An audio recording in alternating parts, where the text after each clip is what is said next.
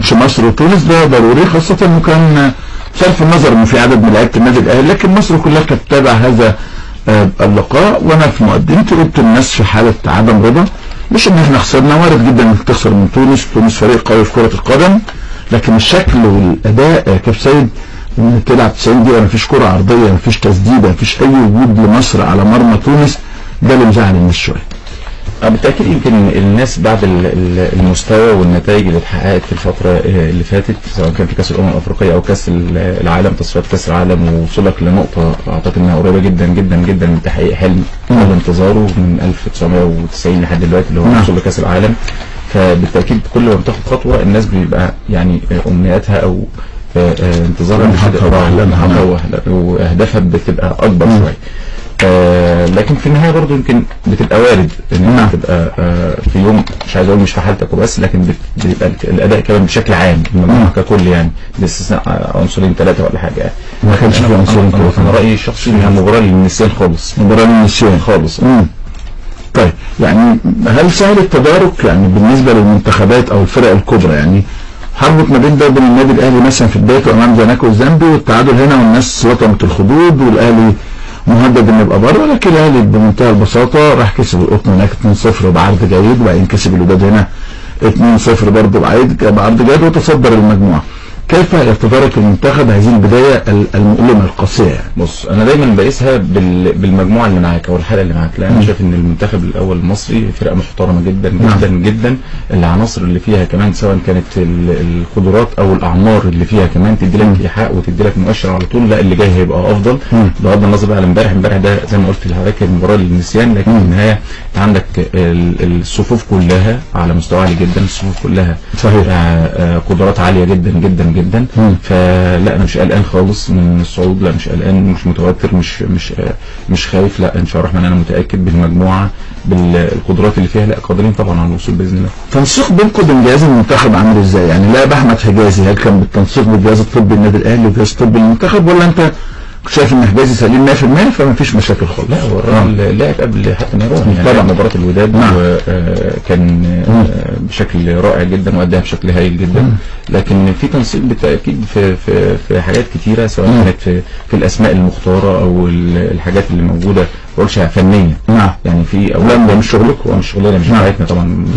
كوبر والجهاز لو حد مصاب حد في تاهيل يسالوا الناس، يسالك مثلا عبد الله السعيد هابليت على طول بيكلمني، شخصيه محترمه جدا جدا يعني. لكن الاختيارات او عدمها دي خاصه بالجهاز الفني يعني. بمناسبة الحالة الناس كلها في مصر مذهولة من الحالة اللي كان عليها علي معلول بالأمس، وبدأت الاتهامات تروح للكابتن حسام بدري أو للجهاز الفني، اهو علي معلول اللي كان فيه كلام هو فينه، بتضحك ليه؟ ما قريتش الكلام ده؟ ما سمعتوش؟ لا اصل انا دايما اقول طالما انت بعدت عن المنطق يعني فقول اللي انت عايزه. ده بعيد عن المنطق من وجهة طبعا من وجهة نظري لان النهارده انت لاعب كام ماتش في الدوري؟ لاعبين 30 ماتش في الدوري، تمام؟ لاعبين كام ماتش في افريقيا؟ لاعبين 4 ماتشات في افريقيا او 5 ماتشات في افريقيا.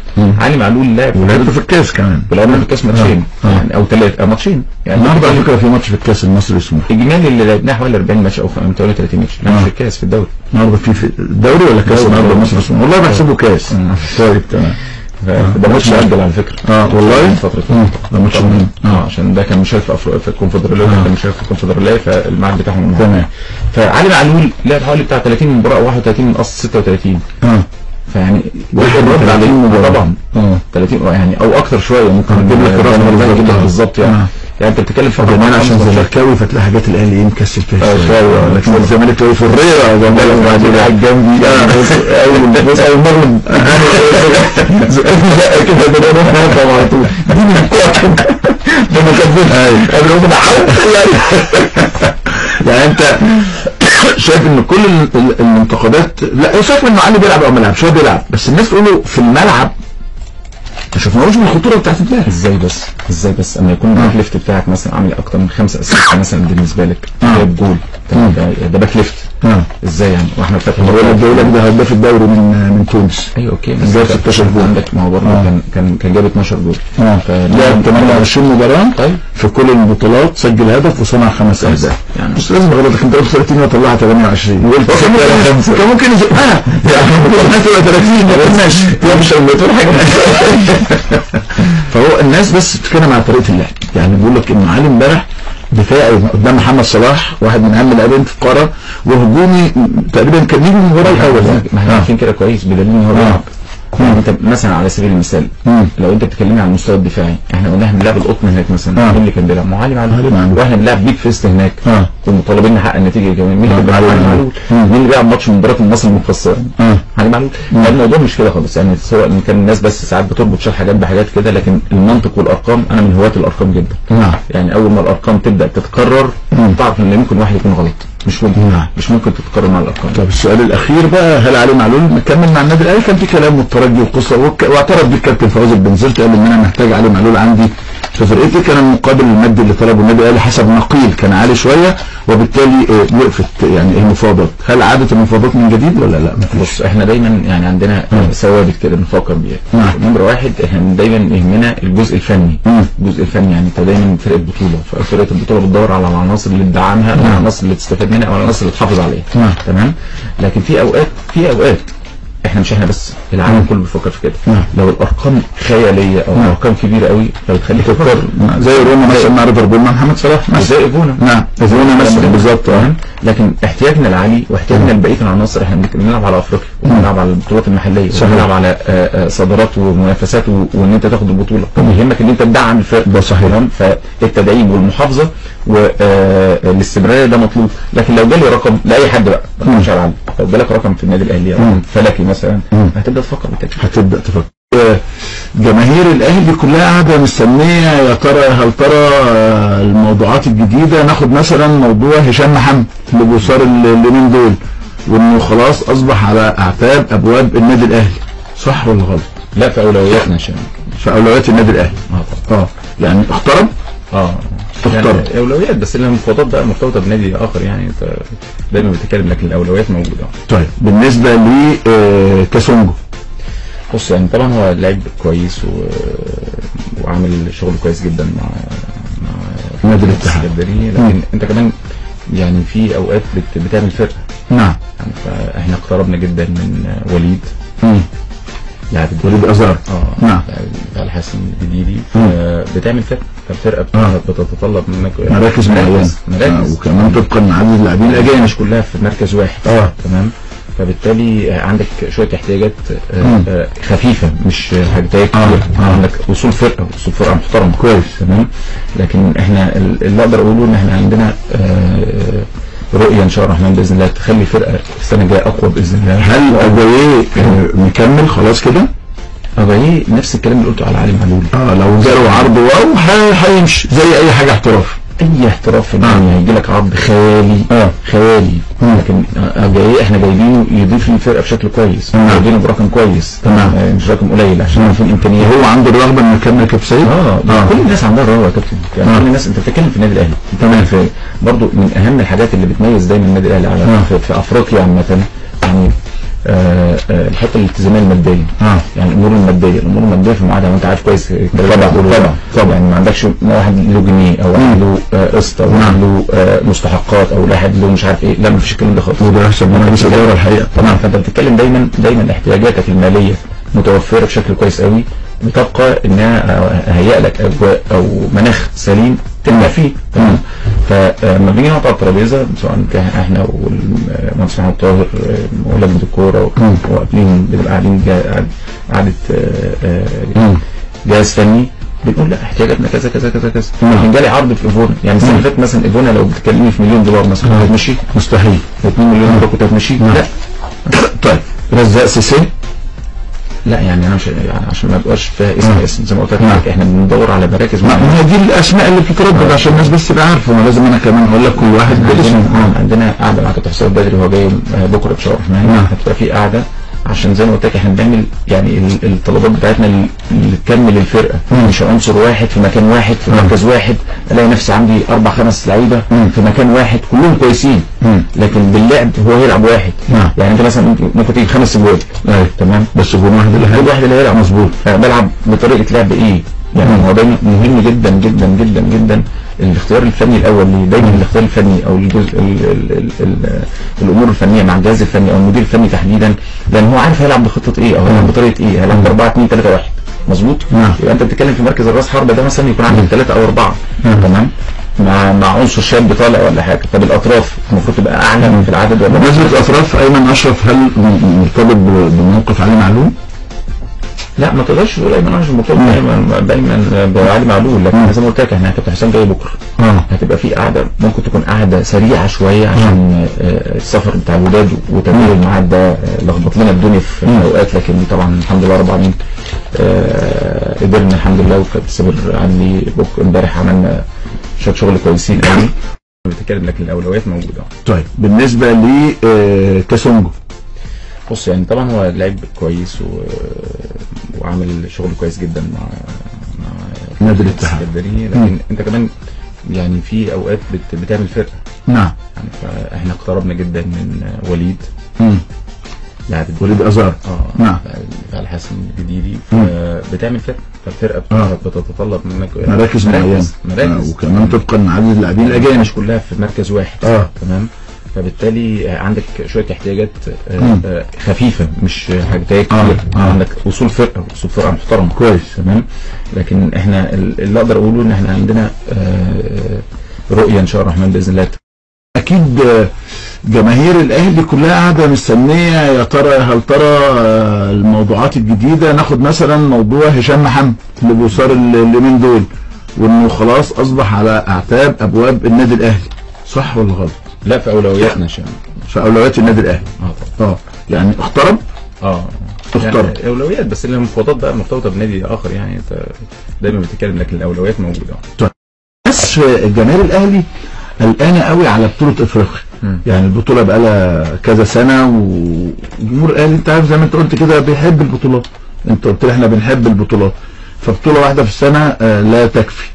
هل السنه دي مع تصدر الاهلي للمجموعه مع عرضه الجيد امام الوداد رغم حاله الارهاق العنيفه جدا، وربنا يكون في عون اللعيبه بصراحه، يعني الاهلي البطوله الافريقيه حاسس انها قريبه ان شاء الله السنه دي؟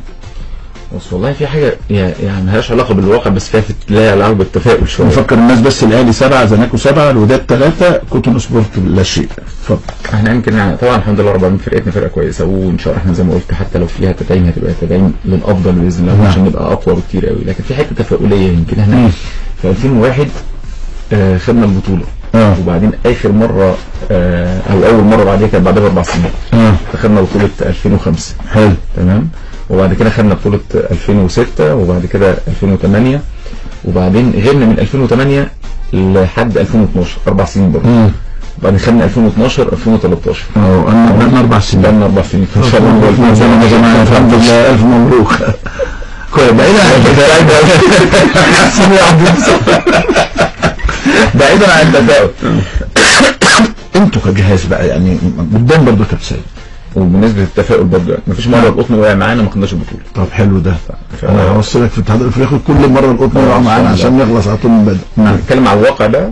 الواقع طبعا حسابات البطوله الافريقيه بتبقى حسابات مرحليه. يعني كل مرحله بيبقى لها حساباتها المعينه.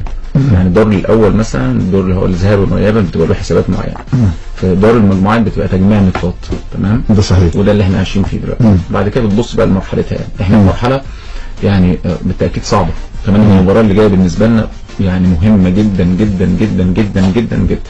لان مكسبك فيها خلاص بيريحك بقى. لا وصلت رسمي. ما انا بقول لك بيريحك ضمنت الوصول مش عندك مشكله. تتكلم على المركز يعني تلعب على المركز الاول او الثاني. يعني مكسبك لازم تطلع اول. خلي بالك عشان الترجي. والله الترجي في احسن حالاته. انا هنتابع والله. بس انا برضه اقول لك ارجع من غير الترجي الناحيه الثانيه في سان جورج وفي سان داونز وفي سان جورج غالبا هيعدي. يعني سان جورج افضل من سان داونز. انا شفت الماتشات وشفت ماتش الترجي اختلف معاك تماما. والله اختلف معاك تماما. سان داونز مع ماتش مع الترجي كان غير منه 5 لعيبه. المباراه اللي هو رحب الشباب ولا ايه؟ لا كان في ما بين اصابات وايقافات. تمام والله. اوكي. هو بس الصعوبه عند سان داونز ان هو هيطلع مباراه سان جورج هناك وسان جورج متعادل معاه. اوكي. بس اللي يتفرج على سان جورج برضو يعني فرقه طبعا حلوه كويسه ومش عايز اقول مفاجاه. اخف من سان داونز. لا سان داونز كان عنده ثقافه ان هو ممكن يكسب بره ارضه. ده صحيح. تمام. يعني كسب بيتا كلاب بره ارضه. تمام. كسب كامبالا سيتي لو كان متعادل في ملعبه لا كان وكسب كسبان كان 2-1 في ملعبه، وكسب هناك باين كسبان في ملعبه 2-1 وطلع كسب بره 2-1 رغم ان هو كان خسران لحد 1-0 لحد ال 10 دقايق الاخير. برافو عليك. نعم. فاذا الفرقه عندها ثقافه المكسب. ايا كان الوضع ده انت بتتكلم على اللي هيقابلك. تمام. وطالما انت حققت الهدف ايا كان بقى هتقابل فلان هتقابل علان، المفروض ان انت بتبقى مستعد لهم يعني. ساعات بتحسبها شويه ده صحيح اقل يعني في القوه طبيعي يعني، لكن كده ولا كده بتبقى مستعد. وانا دايما بقول ومقتنع بيها قناعه تامه يعني المباريات باحداثها، ظروف المباريات ايه يعني. لو انت في حاله كويسه جدا هو صح كان بالك كان كسبان 1-0 وصن داونز تعادل 1-1. لا صح تعادل 1-1 وكسب 1-0 كانت توصل كمباله. لا 1-0 لا ده غلط معلش. لا صح لا صح انا بقول لك بص اتحداك المعلومه دي غلط. كمباله خسر من صن داونز رايح جاي 2-1. لا اول مره تعادل في صن داونز في كمباله 1-1. كمباله خسر رايح جاي 2-1. فرصة تعزمنا على الفطار نعمل معاك رهان حلو وناخد صح يعني. عبد الحميد بيشاور ان انت صح عامة نتأكد من المعلومة يعني. انا يعني هبدا كده من الكوع وانا مطمن على دانيال لو انا دفعت الرهان هتبقى مفيش قبض الشهر ده عشان بس تبقى عارف القصة كده على الهواء قدام الناس قدام كل المستمعين.